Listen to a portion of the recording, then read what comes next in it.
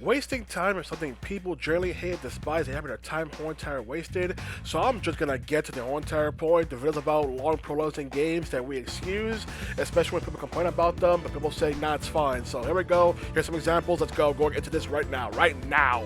The childhood arc in Tensei Greatest F is like 3 to 4 hours long. People complain about it goes on for too long, specifically because you don't have access to the full gameplay abilities in that time span. So the fact that it's this long just to set the story, and what does set the story pretty well, is one of those things that's like, gameplay wise, it is pretty much like, what are we doing here? And in the Great Shop of Greatest F, you can choose to just completely skip through the entire childhood arc, and the upcoming remaster will actually let you use the Great Shop on the first playthrough. So being able to skip it, I'm assuming you can, because I'm assuming by putting the Great Shop, they won't be able to pick that option. You just skip on the first playthrough, because people already either done it before, to put a game on PS3 or Wii, or it's people who just don't want to do it because gameplay wise is not that great because you don't get the full ability of what the game can do.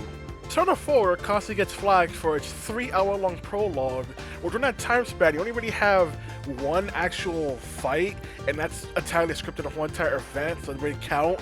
And people try to complain about that, and rightfully so, that's a long time to go without being able to actually play the game, and it's all just story setup. And yet the people try to defend Persona 5, which goes on for 6 hours of prologue, because, oh, it has various scripted section of fights. Like, you're not even actually going through the dungeon in that prologue section of the game, where you're still tutorials. Like, you're not even actually making any real progress. So that's 6 hours when they made the problem even worse of a long prologue. And then Atlus said, nah, we ain't done yet. Metaphor Fantazio has like 10 hours of prologue. And there was recently someone who complained and wanted to drop Metaphor because they're like 4 to 5 hours to the game, and the game hasn't even truly started yet, and people are trying to treat that person like they're nuts. It's like, no, that's 4 to 5 hours of time being spent, and the game has done jack all to really get to the actual point of the entire thing. Like, no, that is not crazy for them to be acting like that at all. What? That's a long freaking amount of time, and yeah, I enjoy those 3 games, but that is ridiculous with how much time is spent just trying to set things up. Like, no film, TV, or book series would spend that long just trying to even get to the point. Okay, but now somebody pointing out, those are RPGs. Those could span like 20 hours, even up to 120 hours. That's not really a fair comparison. Alright, let's go outside the world of RPGs. How about Assassin's Creed 3, where it can take upwards of 2.5 hours to complete the prologue as Haytham. And then it takes still an extra 2 hours before Connor actually even gets the assassin robes, which means you still haven't even properly started the game. Hell, I've seen some people joke that the game's prologue can take upwards of 8 hours because you're still being tutorialized on stuff. And this is a game that can take between 12 to 14 hours just for the main story, and you spent like so much of it just in prologue territory. And I know this is one of the more notorious examples, and Assassin's Creed 3 isn't really the well, all that light, but that was just insane to me. Here's another prologue I see people complain about, the prologue to Resident Evil 7. The game on average is about like 9 to 11 hours, decent length game, but the prologue, which generally ends after you defeat Jack Baker for the first time, that prologue can take upwards of like 45 minutes to an hour, which isn't the longest amount, but the problem is, it's unskippable. Like, none of the game's cutscenes are skippable because they're all happening like real time everything, so you have to keep watching over and over. So people say on replay, the prologue just becomes annoying because you can't skip any of it because of how it's pretty much done. Which is another thing I've been talking about, the idea of unskippable cutscenes factoring into this entire situation. At least in the previous examples I put, you can skip or fast forward cutscenes, but in this one, you can't. So the prologue, even though it's nowhere near as long as the rest of the examples, can be seen as more annoying because you can't do anything to even alleviate it. I guess other fans of Phantom Pain. That game's prologue takes about an hour, and the issue is more so how little control the player has over the entire thing. Like, it is so heavily scripted and restricts the player on being able to do much of anything. I actually had a friend test it to see which prologue would he prefer, MGS Fighter Phantom Pain's hour-long prologue, or the hour-long prologue to MGS2 with a tanker mission. And alert, for a tanker mission, because it gave the player more freedom and actually played the game way early on, as opposed to the MGS5, which is way more scripted and way more trying to set things up with a narrative, but also forgets we're playing a game here. And if you want to be a cheeky asshole, you can say MGS5's actual prologue is Ground Zero, which is a freaking like 2-hour-long prologue that's an entirely separate game you have to buy. So you want to get cheeky, technically count that as the game's prologue, which also got flagged for multiple reasons, such as being its own separate game.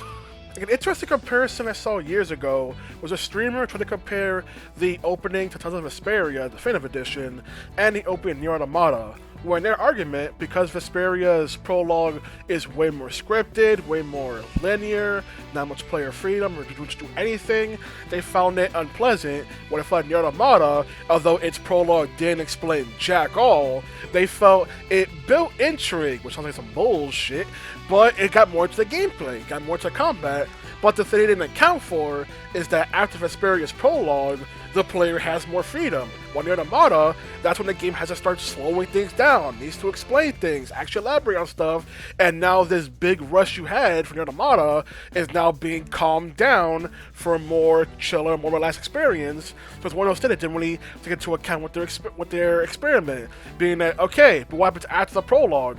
One is now opened up, and the other one now needs to slow things down. Now here comes the crazier ones, the ones where you can effectively beat an entire game and people will say, nah, that's just a prologue, you haven't done anything yet. And it's like, what? So one example to go with is the Legend of Korra game by Platinum Games, where the game's runtime is about like 4 to 6 hours. It's not a long game, but because you don't unlock all of Korra's bending styles after you beat the game, people don't really see beating the game as beating the game. They see it as just a prologue to where now they can really play the game and have the full freedom of all the bending styles so they can play the game freely.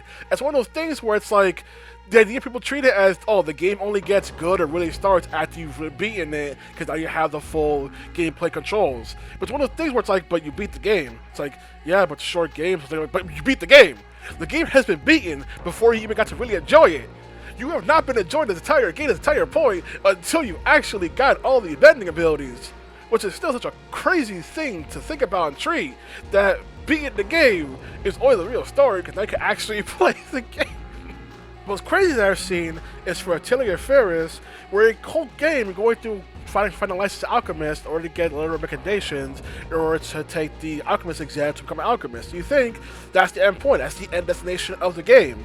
But no! Despite completing that, despite hitting an entire credit sequence and everything, the game is not over. In fact, it's only truly begun. Because now you actually have character quests and everything, character endings, a true ending, but a perfect ending, everything. And it's one of those things where like, wait, was the 20 to 30 hours I spent on this game really just the prologue? And people are like, yeah, it's just a prologue. Sure, you hit credits and everything, but no, the game has only just begun. It's one of those baffling things of, what? What do you mean the game has only just begun? For 20 to 30 hours, I hit credits. Why have credits then? And it's like, well, they want to mark this moment. It's like, huh? All these party members felt like they did jack all narrative-wise. Yeah, well, now they have a purpose. But why didn't they have a purpose before? It's one of those things where I've never seen any Atelier fan even bring that up. The fact that the first 20 to 30 hours of this game is prologue. You can fully hit credits, and the game's not even begun. It's so baffling and insane. Just want to go over games with long prologues, or at least prologues that are unskippable, just to highlight the point of, it's a weird thing that people will generally put up with it. It's one of those things that, when it comes to gaming, that people don't really talk about much, because when someone does go, this is abnormal and weird, they get pushback for it. It's one of those things like, huh? Like, look at, I know for a fact that people at anime fans or anime TV show fans do they have the whole entire thing of, oh, 3 episode rules, not good by the 3rd episode, that's not worth watching. But people generally don't really have that for games. Either they drop it early on or they play the whole entire thing. It's like a weird metric, but at the same time, if it's like a beloved game, like let's say metaphor for this case, people are like, yeah, we haven't really started the game. And it's like, it spent like 5 hours to the game. That's a long ass time. What you mean?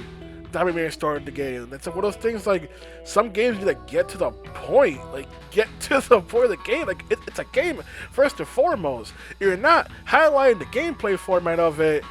You're doing a problem here. You need to get to the game part first. Like I've seen some games have an issue where they get to the gameplay part, but the story part isn't there. Some people find that more egregious because they want more of a reason for why they're doing things. But you need to get to the point of the game, and like just one of those things that a long prologue is generally just weirdly excused, or because of RPGs, weirdly expected. Isn't a Persona series? Like Persona series prologues have already gotten longer as each game come out. Like Persona 1, 2 Innocent Sin, 2 Eternal Punishment did not have prologues anywhere near that long as the likes of Persona 4 and 5. Yet people just excuse the whole entire thing. It's like when I pretty much mentioned Persona 5, prologue has like 6 hours, and people are like, well then just go play Persona 5 Strikers. Yes, remind me of Persona 5 Strikers in fact better than Persona 5. Like, what's the point of saying that? What does that really do? It doesn't fix any of P5's problems. It doesn't excuse anything. That's just you basically admitting, yeah, P5 is a problem. And that's it. That's all you're really saying. That really do anything. So that's the point of the whole entire notion. One of the things that people generally just excuse or expect long prologues, and the people who think it's weird, they're somehow the odd ones out. They're some of the ones that get singled out, even though probably should be the other way around. Feels generally more acceptable to complain about a game taking too long to conclude than it feels to complain about a game taking too long to get to the point. When both sides should be equally valid, you know? You should, yes, there should be admittedly some amount of time you should be able to accept for a thing or for it gets good, but at the same time, it shouldn't be a ridiculous amount of time where you can highlight how many different things a person could have done in that time span. Like, it shouldn't be outrageous amount of length before developers get to the point of their game.